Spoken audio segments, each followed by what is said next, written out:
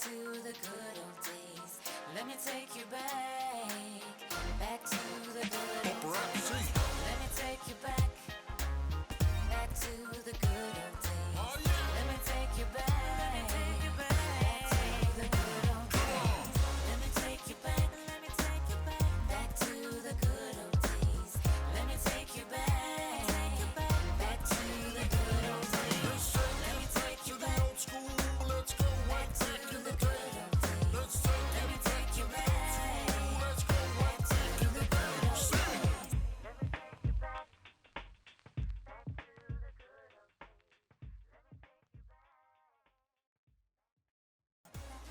Toi whatalofa te Samoa lo sila mai moa ma le motu Pasifika. Misa mbologinaka ke muni sakana wikanda mai viti. Tina koutou, kia ora mai tātou katoa. Welcome everyone to Talanoa Tupe. This is a show where we talk to Pacific thought leaders. We are joining you today from Taunaki Makaurau, the city of sails. And today we are talking to the award-winning poet, Dr. Karlo Mila, who wears many different hats as a poet, writer, academic, and a mother. Malolele Karlo, welcome to the show. Oh, malolele, it's lovely to be here. Thank you. Yeah, thank you so much. It's a real honour to have you on the show. I know that you are a very prolific poet that has been widely anthologized. Yes, that's a hard word to say. Yeah, got it. And you've also received an MNZM. Yes, they are really awkward consonants to put together. Yes. That's true. in recognition of your achievements in poetry. And we do want to talk about your journey. But first, can we go back to your roots and talk about your family upbringing and what it was that inspired your love of writing poetry and reading? Yeah, I was reflecting on this question. I grew up in a house full of books, but not that many books. We didn't have a huge amount of money, but we went to the library every week. And I remember I read the entire fairy tale section of the Palmerston Library. And I guess I was always really encouraged to read. I remember my mum sitting down with me and putting in a lot of effort, but my dad couldn't read or write. And I think that was a real driver for him. He had this dream, I guess, that he was going to marry a Palangi wife and she was going to help educate all his children. And it kind of happened in a way. And I think he had just such a fierce, burning drive, very ambitious. And then my mum just had so many skills. I mean, she was trained as a kindergarten teacher. So she sat and we read, I know all the nursery rhymes off by heart. And my father is an incredible storyteller as well. So, and very good at making jokes. I'm not very good at telling jokes. But just, yeah, it was a strange combination and unusual, I think. And I was highly imaginative as well. So it just sort of all came together. Yeah. It sounds like your dad had a lot of foresight and was also very strategic about what he wanted for you. Yeah, he talked, I've got a sister as well, Alice, and he just talked about his Kiwi girls. I think like a lot of Tongan people, very ambitious within a new social structure that has a lot more room for movement, if that makes sense. And then my grandmother also, Nana, I remember she bought me a thesaurus, probably for my like 11th birthday or something, just to kind of help me write poems. And she bought me books on Shakespeare and things. So, you know, I remember writing my first poem when I was 8 and I loved it, like right from there. And then I won the poetry competition at intermediate and, you know, went on to, accolades. No. It was just something that really came naturally to me that I loved. Yeah, it sounds like it was a beautiful combination of something you were really interested in and having all of those people around you supporting you in what you love to do. That's right. Yeah, I was lucky. So your dad is Tongan and your mother is a Palangi, but she also has Samoan ancestry. Yeah. It kind of unusual. My great-grandmother, Florence King, her father was known as Kingi, was born in Saliola, Soai, in a fairly large trading house. So Kingi was a trader, and was the son of John Key, who was also a trader, and then the son of Monkey Jack Stowers. So there are all these Palangi men that came to Samoa and married and married and married. And then my great-grandmother, Florence, came in the early 1900s to Aotearoa. It's like it was like 1910 or something like that she came over and worked in the Grand Hotel. Yeah, Oh, a so really it's early kind of wave of really early migration. on, yeah. And then like her sisters came over at that. There must have been a small time period where if you were born in Samoa, you were considered a New Zealand citizen before they Right. revoked it. So that was when that part of my whānau came over. Wow. And you were a very visible representation of your heritage. Can you tell us about your tatau? Yeah, they're quite new actually. So this was the first one, and this is the Kaliloa, which is a Tongan headrest, and there's a Tongan proverb that says that a mother's arm is the Kaliloa of the wise child. Wow. And so I made a choice to co-sleep with my children, which I was in a cot, and against all Plunkett nurse advice. It's kind of funny. But it was really, it was really important to me to be doing things the way we've done things for centuries, I suppose. And so this sort of signifies that role as mother, because all my 3 boys, I slept with from birth. And then this is a Lapita pottery pattern designed by Johnson Mutihira. Dr. Johnson Mutihira developed the images for mana Moana, and so this is one of them, and it symbolises people and unity. And when we go back to Lapita pottery, it's that place where we all are sourced to, so our unity. And then I have 3 tawake birds, which are also known as amukura in Māori, but tawake in Tongan, and that's the bird that has the red feathered tail. And the reason why I got them is at the kind of opening ceremony of one of the mana Moana years, Tuvalu, maybe he was Tokelau, Elder, talked about how the tawake birds travel so far away that people think they'll never return, but then they do. And it just really struck a chord with me, because I've had experiences in my life where I thought, I'm not going to come back from this, and other people thought that too. And so that's what that flight path, my 3 boys. And then this is actually, I have to take that off, started off just being these 4, and they're taken from a Tongan breastplate, a form of armour carved out of whale ivory. And I wanted to get it done after lockdown, and actually the person that did this is Moko, who is the kind of Tatau artist for Uhitapu, and he is re-indigenizing his practice, so using ancient tools and recreating them. And so we started off with these ones. It's so funny because they're doves, but my 4-year-old is like, "Mama, you've got T-Rexes on your hand." But even when he did it, I knew that I wanted more than that, but that's just what happened on that day. It was straight after lockdown, and I just knew I wanted something to mark, and I guess maybe something to protect my heart with, potentially. I don't know, it just happened on the day. And then through lockdown, I was collaborating with Michael Tufuri to create an open-eyed meditation that used poetry and image, and I was sending him recordings of me reading poetry. So I was making them for someone that wasn't very well and forwarding them to him. And so every day almost, during lockdown, I'd record myself and do these poetry readings for this person that I knew loved poetry and I just felt like it would be good for him. And Michael watched them, and I use my hands when I talk so much that with the patterns that he designed in the open-eyed meditation, he included my hands.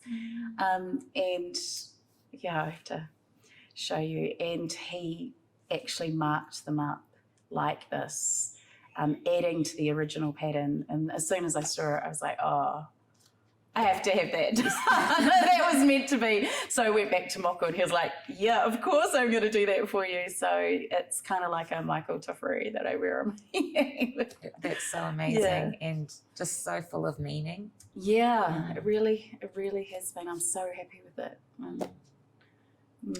So much of your scholarly work focuses on the concept of the va. Yes. Could you explain that to our viewers? Yeah, of course. So va is best and most eloquently described by Albert Wendt as the space between, not empty space, but relational space. And so between you and I is our va, and it's filled with cells and particles and energy, and it's not empty at all. And we use the word va interchangeably as the word for relationship. So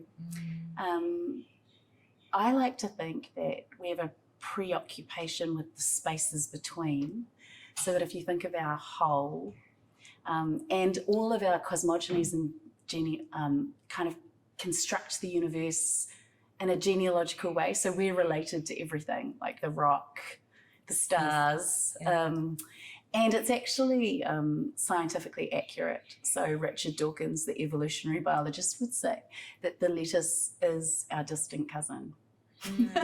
We share a lot of DNA. That's correct. It's just that these are not stories that we live by.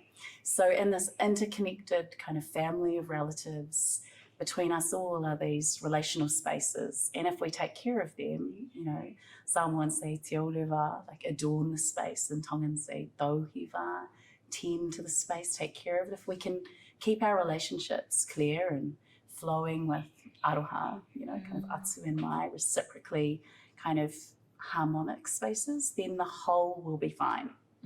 So yeah, va is a really big part of mana moana and just my scholarship and my life, just like concepts to live by. So when we talk about respecting the va, it's about respecting our relationships with other people and also to the world around us. We have a va with our ancestors and with like all of nature outside there, you know, like land, and if we tend and care for it, it will give back to us, you know. But many of these kind of relationships have been breached by us, and that's kind of the philosophy that underpins the leadership program, which is that if you can tend to these relationships and get them healthy and right, it's really easy to lead. And when you've breached them, and the way in which we'd understand a breach is that then, you know, I've perpetrated harm on you or you on me, then we become kind of bound energetically. And the Hawaiians write about this with ho'oponopono. And when we're bound, then neither you nor I are free. It's like tension, reaction. And to be bound is a state of tapu. But so all of us across the Pacific knew that atonement rituals and getting those va clear again was really, really important. Because if you don't, then that binding becomes an entanglement, and then other people get entangled, and you can have huge entanglements. You can be born into them, you know, they can be intergenerational.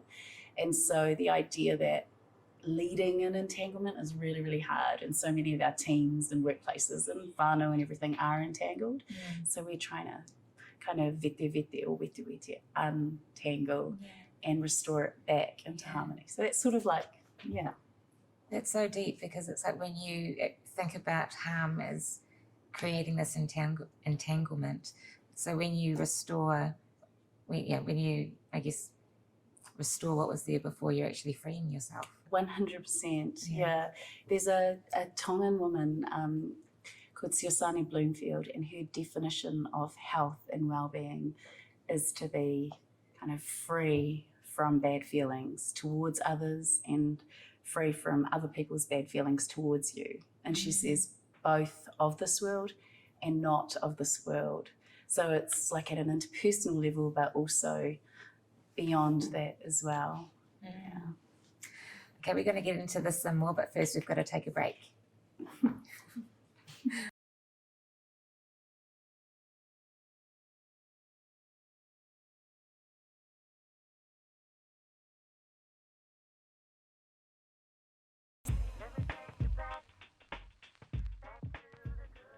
Welcome back to Talanoa Tupe. I'm here with Dr. Karlo Mila.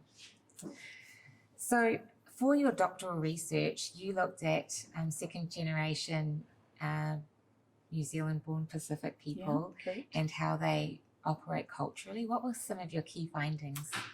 Okay.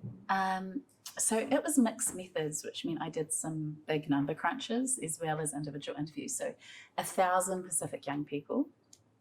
And I wanted to know what was associated with well-being. And one of my primary markers of well-being was whether you had not made a suicide attempt in the previous year. Okay, Wow. So I know it's not normally how you would look at it, but I really wanted to flip it. And so I looked at all these different markers. One was whether you could speak your language fluently, and it didn't have an impact. I looked at whether you were relatively prosperous, so you were Pacific but not in poverty. It was actually only 1/3 of our people. Didn't make a difference. Looked at church going and whether spirituality was important to you. Didn't make a difference. Then I looked at if you were proud of your Samoan, of being Samoan, and said Samoan values were still important to you.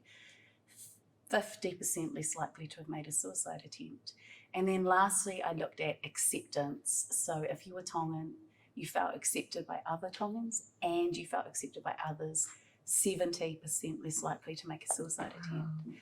So those were my two nuggets that I took out of it, I suppose, that acceptance, belonging, culture, pride and identity values actually really mattered, like more than how much money your parents made or whether you went to church or not. Yeah. So after I then went and interviewed people that I thought were really successful, and what I found is that I thought, and I used a really geeky term, polycultural capital, but that can be described very, very simply, whereby you think about how I use this handbag metaphor. So you can have the Gucci bag or the Michael Kors bag, and that is filled with all your Palangi knowledge and your Palangi degrees and lots of money. And my dad definitely wanted me to have that bag with a lot of money in it. And I like rock up to, any environment and I can pull out whatever I need. The way that I talk, the qualifications that I have, all the rest of it, and it helps me in that world. But what was sacrificed in that context, and I can see you've got like some bags over there, is the finely woven bag that is filled with indigenous knowledge, Tongan knowledge, cultural knowledge, and I just didn't get it. Like actually my dad thought that was just completely like a waste of time. When I interviewed my Pacific people, those people that still had the values, that were really proud of that had enough resource in that bag to garner kind of acceptance and belonging, were so advantaged compared to the people that only had the Palangi bag, which is a bit like me, right? So then I found that out, and I thought when I finished my PhD, called it Polycultural Capital, more than one kind of cultural capital fundamentally, then thought, okay, I need to do something now that is more than just a book, because you do feel like a PhD is like a doorstop or something. Kind of hard to believe that anyone's ever going to read it. And so I thought I'm going to make something that's real in the world. And for 5 years, then I did my postdoc, which created Moana. And that was an attempt to fill what was in that bag for those of us that are like far from islands, aren't fluent, so that we actually have access to, the magic of that bag and the worldviews and the wisdom, the ancestral knowledge, so that we don't just only have that bag, because that bag isn't really as like smart as it thinks, like that bag, they've run out of ideas. We're in climate crisis, we're in COVID, like it's late capitalism, it's collapsing. So even though we want to take the good things out of that bag, it can't be it. That's my thoughts. Like there's a lot in here that's been devalued and savaged and all the rest of it that has a lot to offer the world around how to be sustainable and live in harmony. That's what I think. Yeah. What a powerful finding from your PhD, you know, that pride in your culture and acceptance by others around you is like more valuable than material wealth. Yeah, that's right. And it also, to be honest, then going to church and having spiritual values. And I remember I presented this at this big conference, and one, like a minister got so angry that he stood up and like yelled at me from the back. And then I was like, well, with all due respect, if your church is belonging, like is accepting of our young people, then it's going to be healing. I guess that's the point, is like, is it accepting? And so for me, unconditional acceptance, to be honest with you, is just so fundamental. I think, especially as Pasifika, I feel we have a real responsibility to be as loving and accepting of our children as possible, because we can't control what the Palangi world is going to do with all of its unconscious bias and everything. Like we know, we watch that play out. The least we can do is try and be as open-armed and soft and as accepting as we can be, because our young people need that. Yeah, totally. Also, kudos to you for not only doing your PhD, but making sure that the research doesn't just sit on a shelf and in a book, that it has a practical impact. So Mana Moana is actually based on your research. Yeah. So can you tell us what's the most rewarding part of teaching that program? Okay. So initially, after kind of that 5 years of developing a program, it was tested with Wesley College prefects. And that was cool, actually, because I remember the school themselves were a bit worried that it would be too cultural, but that wasn't the case at all. Our young people were so hungry and thirsty for it. And then it went to grown-ups. It was adapted to be appropriate for grown-up leaders. And I guess for me, Mana Moana is a movement. Like, it's not a program. It's all about us going, whoa, this bag, like, let's go for a deep dive in here, and let's kind of try and kind of like open up these portals to the past and look with these other eyes and according to these other worldviews, and what do we see?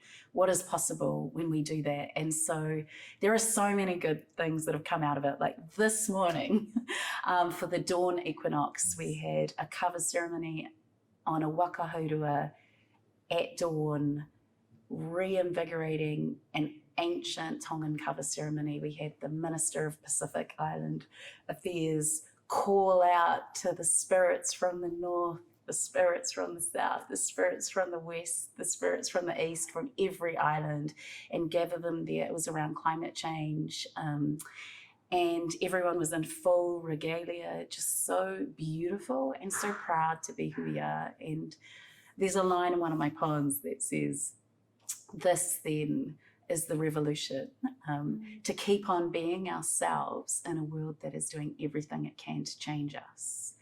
And so I suppose what is really satisfying for me is seeing these events and seeing people turn up to work as well, going, yeah, I don't just have the Palangi bag, I have this, and I'm going to bring it, I'm going to value it, I want you to respect it and have a look and see what it has to say about what we should do, because there's wisdom in here. So much wisdom. I think I probably went on a bit of a journey myself. I think my parents probably consciously tried to draw from both bags, but when I entered the workforce, I probably went, oh, no, I better just go with the Palangi bag. We all do. I mean, yeah, because it's scary. I mean, and plus that's validated. But the diversity dividend that they're always talking about is actually, creating environments where people can pull out their other bag. Otherwise, there's quite a cool quote that says, when everyone's thinking the same, no one is really thinking. That's so true. Yeah, everyone's all got the same answers. Like, there's no innovation in that. Yeah.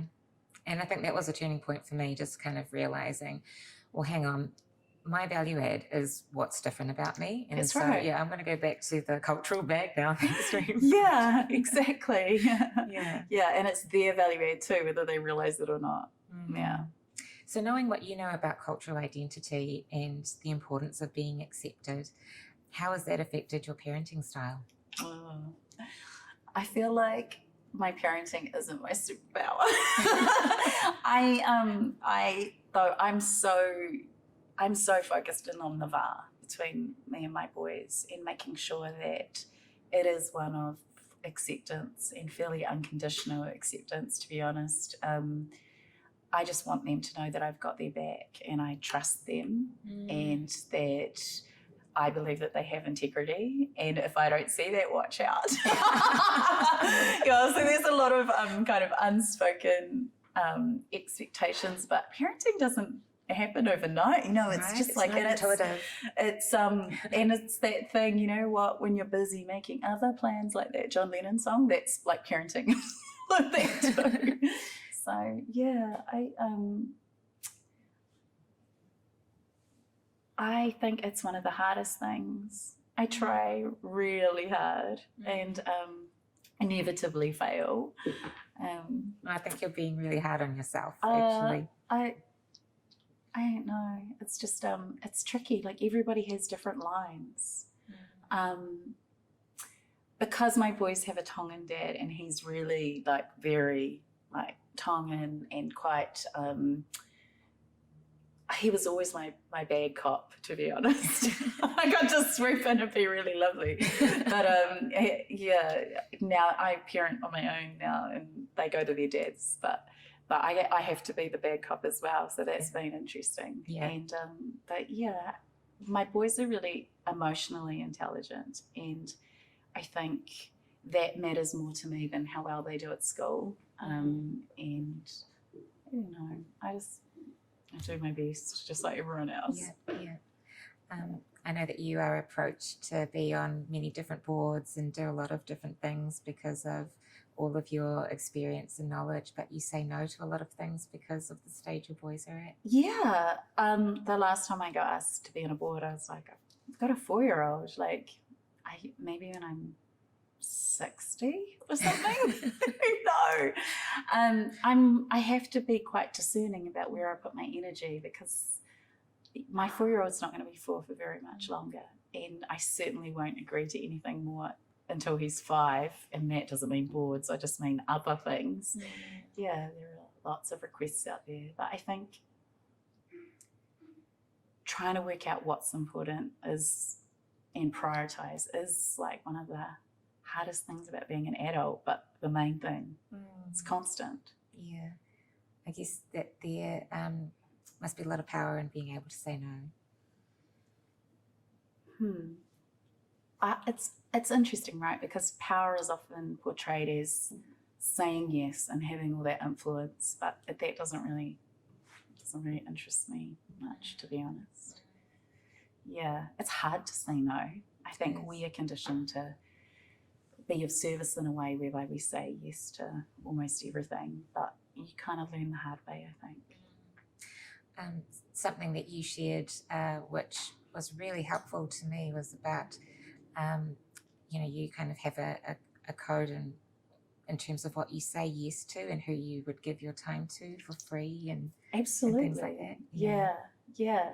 I mean, if it's on kaupapa, then 100% I am not worrying about, whether it's paid. But then if it's an organisation that is, I don't know, got professional conference people that are being paid to model the whole thing, and then you're the Pacific person and you're not being paid, then I'm also going to be the person that says, can I just check that this is a charitable context whereby I'm giving you my time and energy for a charitable cause? Then they're like, oh, like it's real tricky, eh? I just making sure that I think because we come from contexts where we know that money can be in really short supply and it can really block things, you don't ever want that to be a block. But at the same time, you don't want to be somebody's, oh yeah, she's Pacific, so we don't need to worry about paying her because they'll just do it for the love of it. And then you see they'll pay their international speakers and things like that. So it's a real balance. You've got to be quite astute and be aware of what's going on. And who you're being observers to. That's right. Yeah. Yeah. Some really big nuggets in there, and I want to explore them further, but we've got to take a break.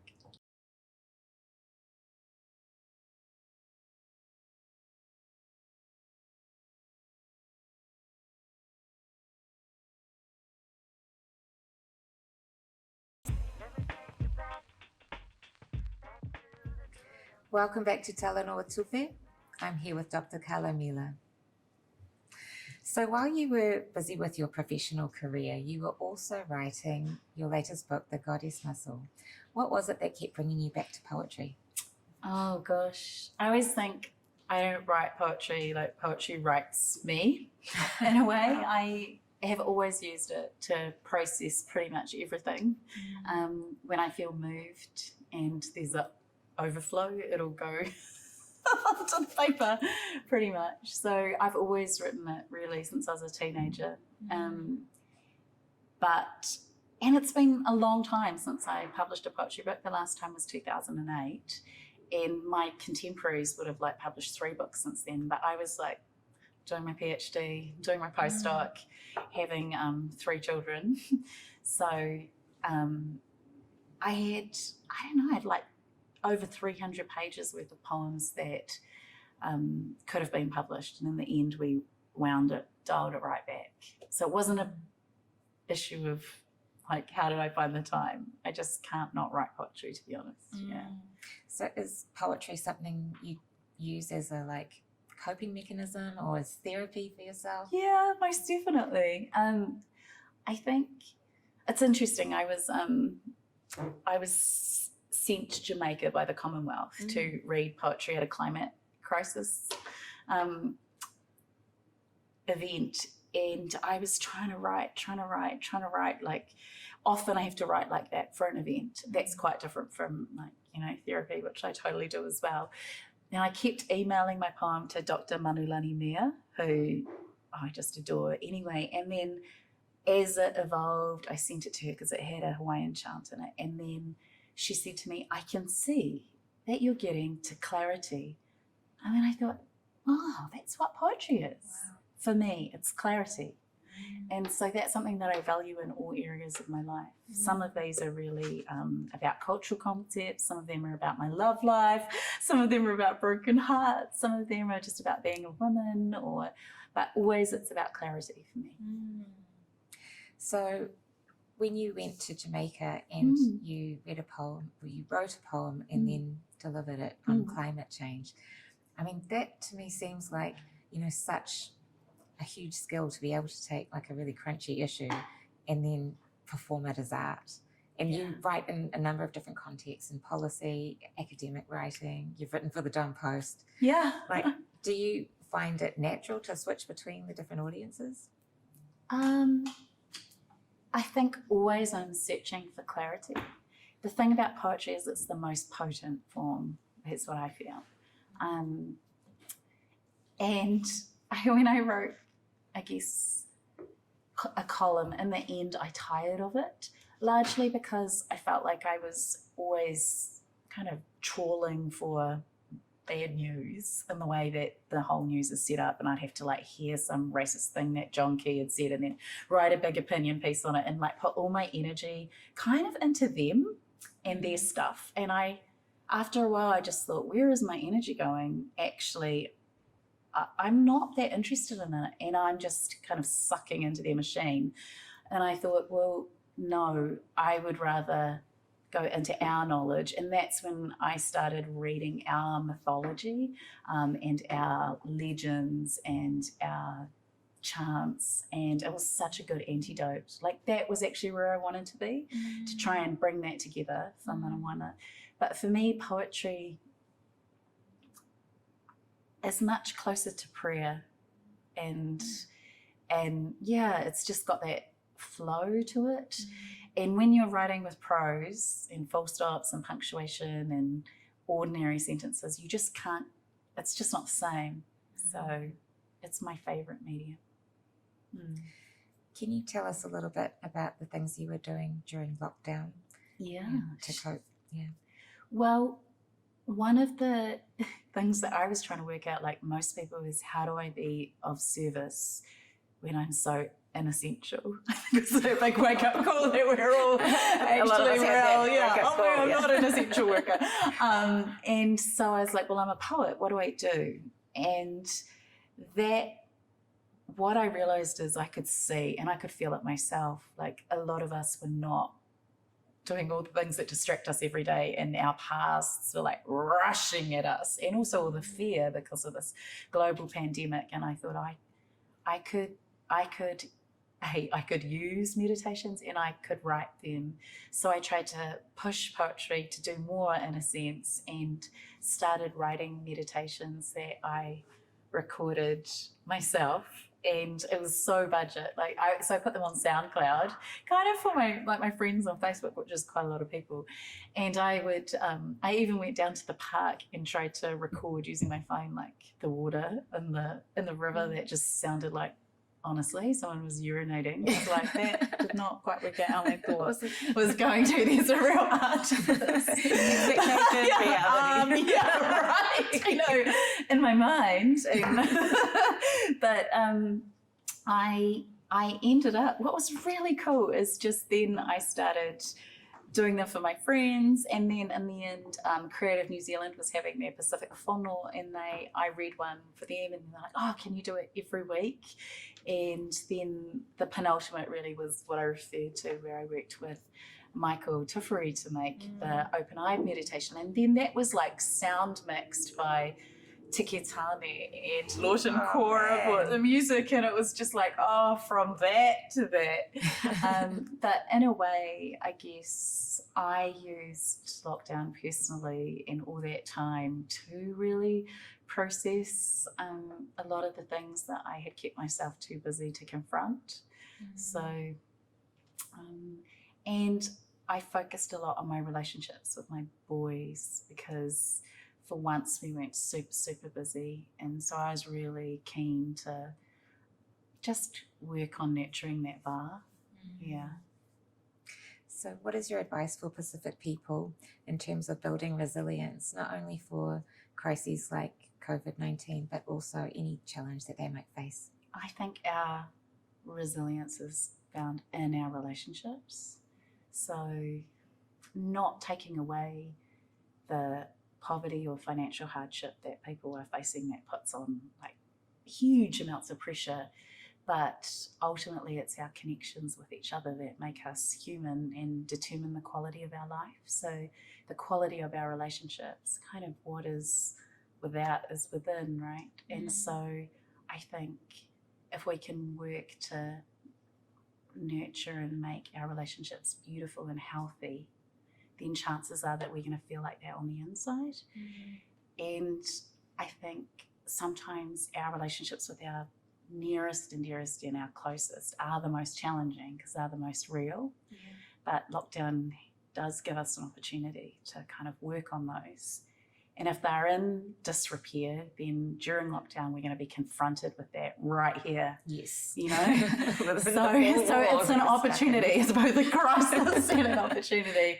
But I also think for us as Pasifika people who've been colonised with regard to our relationship with land, so much, you know, but I think that that's another area that can really bring well-being to us, you know, like appreciation of the trees and the waterways and the beach and the ocean.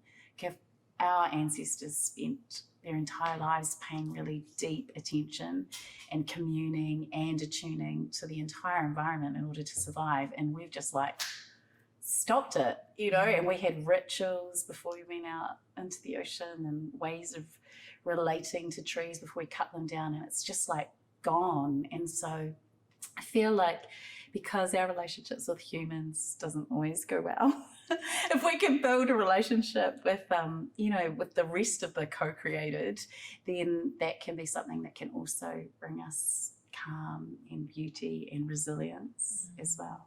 Thank you. That's a really beautiful message and a great place to start. I have some quick fire questions for you now.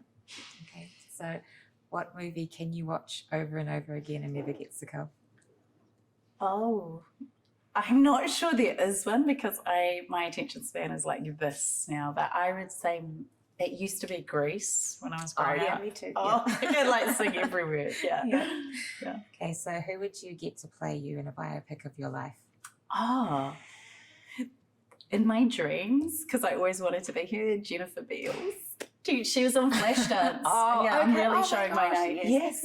Yeah. I just like, because she was like when you're growing up and no one looks like you on TV, ever. Like, not that she looks that much like me, just like, be clear there, but just brown hair, curly, and a sea of blonde. You could relate to. Yeah. If you had to do the COVID-19 lockdown again, where would you choose to be? Ooh. It would have been quite nice to be in Tonga. My dad was there, and they didn't really have it. So he used to say when I ring him, "I'm in heaven." Rub it in my dad. Yeah, that would have been nice. If you could choose a superpower, what would it be? Ooh. Time travel. Okay. Speaking of time travel, if you could give a message to your younger self, what would it be? Oh, it's not going to be as bad as you think it is. Yeah, most definitely. I got pretty distressed when I was younger at various times. It's going to be okay. It really is. Thank you so much for sharing what you shared today. I mean, I feel smarter just talking to you.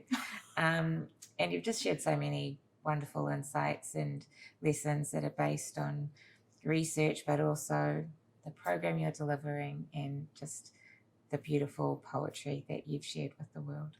Thank you. It's really lovely to be here with you. It's very easy, actually. Yeah. Great. Thank you. And can we please ask you to read your poem, Mana, which is one of my favorites? Yeah, absolutely. Sure. Mana. How do I describe you in English? Integrity, influence, respect, authority.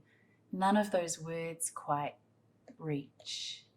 Like the Greek word entheos lies at the root of the word enthusiastic. It means that the gods are with you. Creative, energetic, enthusiastic, charismatic power pulse. And yet, mana. All of these words fail to reveal you, although we all know when you are gone. Sometimes I imagine a personal bank, an accumulated pool of cool greenstone coins, smooth to the touch, or layer upon layer of fine mats, or yard upon yard of tapa, or gift upon gift on an altar of altruistic offerings. Good deeds, awesome feats, IOUs, a golden stash not unlike cash, unbelievably good karmic credit. And yet this fails to describe how you are more than money can buy. When mana walks in the room, it is instantly recognizable, intangible, expensive accessory out of reach. It goes with all of your clothes, no room for cheap knockoffs, and yet we all know when we see someone, all mana, no money. Mana, you are more than a precious stone on a rock. You are the space between the performance and the audience clapping. You are the ovation. We know it when we see it. It ignites us. It alights us so that the mana in me sees the mana in you. Remembering what it is to be exalted, connected, in conscious mind with all that we are and all that we could be. And yet, mana, you ebb and you flow, you come and you go. We live our lives with or without you. And when you are with me, I am Maui who has harnessed the sun, gold burning through embered fingertips. I am all there, all energy, present, vital, awake, each cell singing an ode to being alive, woke. When you flow through my body, I know I am caught in the current of a river larger than the length of my own lifetime. It bends where I have been before, same rapids, other waters, my veins, my blood.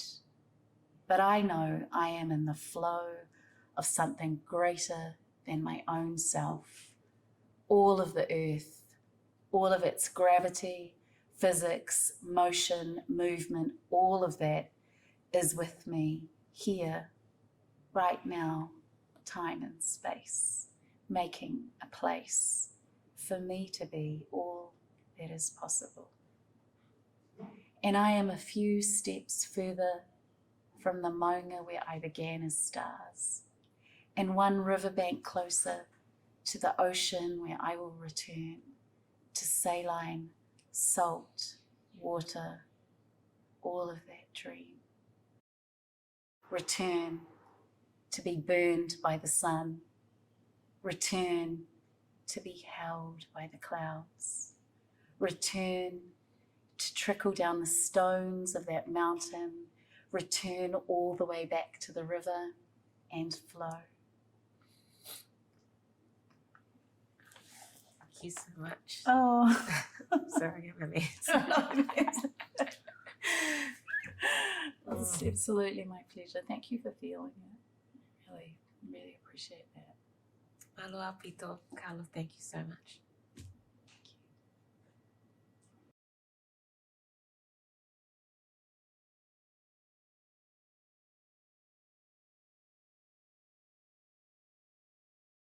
Two, one, cheese.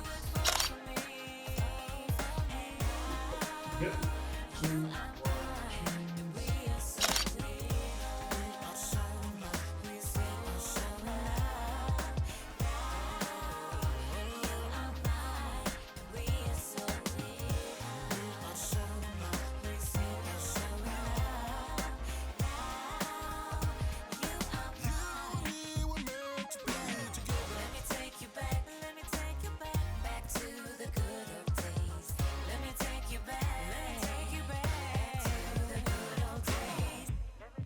Good to just double check. Yep. Okay. And another one, please. Cheese. Thank you, mate. Cool. Wait till I tell Charles that we're brand.